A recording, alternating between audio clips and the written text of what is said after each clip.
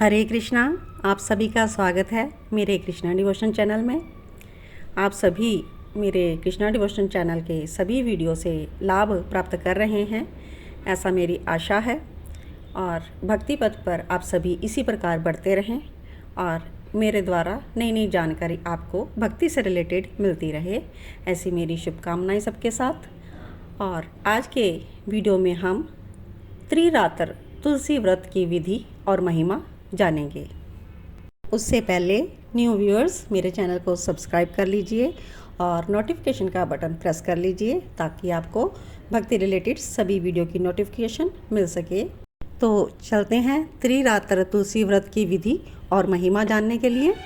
तुलसी के त्रिरात्र का व्रत बहुत ही पुराना है और यह व्रत कार्तिक शुक्ल पक्ष की नवमी तिथि को नियम के साथ ग्रहण किया जाता है। त्रिरात्र के व्रत में शौच, स्नान आदि से शुद्ध होना है और मन को संयम में रखते हुए सारा दिन रात को आपको तुलसी वन के निकट शयन करना है।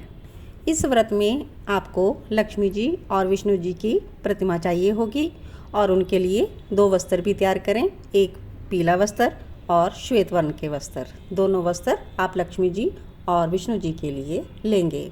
द्वादशी के दिन भगवान की यत्नपूर्वक पूजा करना है आपको और कलश स्थापना करना है। कलश शुद्ध होना चाहिए और टूटा फूटा नहीं होना चाहिए। इसमें आप पंच पल्लव जो कि आम के पत्ते होते हैं वो डाल सकते हैं। इसमें 5 प्रकार की औषधियाँ डाल सकते हैं, सिक्का, सुपारी इत्यादि आप इसमें डालें। और कलश के ऊपर एक पात्र रख दीजिए और उसके भीतर लक्ष्मी जी के साथ भगवान विष्णु जी की प्रतिमा को विराजमान करें। इसके बाद आपको तुलसी वृक्ष के मूल में भगवान की प्रतिमा को स्थापना करना है। आप शालिग्राम भगवान को भी स्थापित कर सकते हैं। शालिग्राम जी को तुलसी के निकट रखकर उसकी उपासना करने का भी उतना ही महत्व है। तुलसी वृक्ष को केवल आपको जल से सींचना है, लेकिन शालिग्राम शिला को आपको पंच अमृत स्नान से स्नान करके यहाँ पर विराजमान करना है। भगवान से प्रार्थना में हम कह सकते हैं, जिनके रूप का कहीं अंत नहीं है, संपूर्ण विश्व जिनका स्वरूप है, जो गर्भ रूप जल में स्थित होकर लोक सृष्टि का भरण पोषण करते हैं और माया से ही रूपवान होकर समस्त संसार की सृष्टि करते हैं, ऐसे देवेश्वर भगवान मुझ पर प्रसन्न हो। हे अच्युत, हे देवेश्वर, हे तेजपुंज जगदीश्वर, यहाँ पधारिए। आप सदा ही अज्ञान अंधकार का नाश करने वाले हैं और इस भव सागर से मेरी रक्षा कीजिए। पंच अमृत और चंदन युक्त जल से भली भांति नहाकर गंगा आदि नदियों के जल से स्नान किए हुए भगवान आप मुझ पर अत्यंत प्रसन्न होवें। भगवान को चंदन, अर्गजा, कपूर, केसर आदि सुगंधित पदार्थ अर्पित करें। भगवान को आप सुगंधित पुष्पों की सेवा दीजिए और उनको भोज्य पदार्थों के नैवेद्य भी प्रस्तुत कीजिए। भगवान को सुपारी, पान के पत्ते और कपूर अर्पण करें या फिर आप पान का बीड़ा भी दे सकते हैं। इसके बाद आपको धूप, अगरबत्ती और घी का दीपक जलाना चाहिए। तुलसी वन के समीप आपको अच्छी तरह से सजाना चाहिए और उनको आप भांति भांति के दीपक अर्पित कर सकते हैं। चक्रधारी विष्णु भगवान को आपको प्रतिदिन अर्घ्य भी अर्पित करना है। पुत्र प्राप्ति के लिए आपको नवमी तिथि को नारियल का अर्घ्य देना होगा। धर्म, काम और अर्थ तीनों की सिद्धि के लिए दशमी तिथि को आपको बिजोरे का अर्घ्य अर्पण करना है तथा एकादशी तिथि को आपको अनार से अर्घ्य देना है। इससे सदा दरिद्रता का नाश होता है।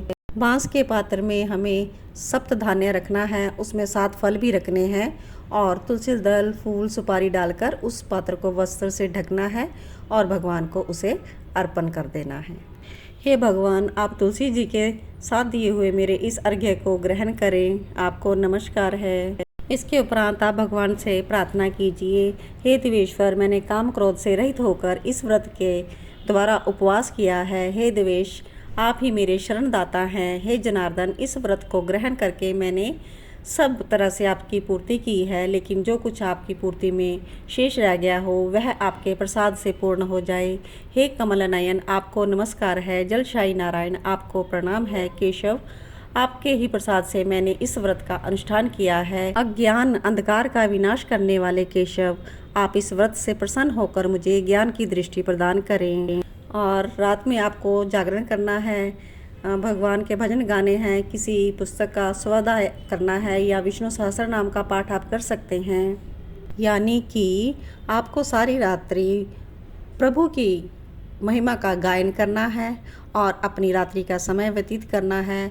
और जब रात्रि का अंत होने लगे और प्रभात होने का जब सूर्यदेव जब उदय हो जाए, तब आपको ब्राह्मणों को भोजन इत्यादि करवाना चाहिए। ब्राह्मण को भोजन करवाने के बाद आपको उनको दक्षिणा सहित पान, फूल और गंध आदि का दान देना चाहिए। दान की सामग्री आप अपनी यथाशक्ति के अनुसार दे सकते हैं। सब तीर्थों में स्नान करने वाले मनुष्य को जो पुण्य प्राप्त होता है, वह सब इस व्रत के द्वारा देव विष्णु के प्रसाद से प्राप्त हो जाता है। व्रत करने वाले मनुष्य सभी भोगों का उपभोग करके अंत में श्री विष्णु जी की कृपा से भगवान विष्णु के परम धाम को प्राप्त होते हैं। इस प्रकार आपने त्रिरात्र तुलसी व्रत की विधि और महिमा का श्रवण किया। आशा करती हूँ कि इस कार्तिक मास में आप इसको ज़रूर धारण करेंगे और पुण्य लाभ प्राप्त करेंगे। भक्ति से संबंधित और भी वीडियो देखने के लिए मेरे चैनल को सब्सक्राइब ज़रूर कीजिएगा। इसको अधिक से अधिक शेयर कीजिएगा ताकि अन्य भक्तजन भी इससे लाभ प्राप्त कर सकें।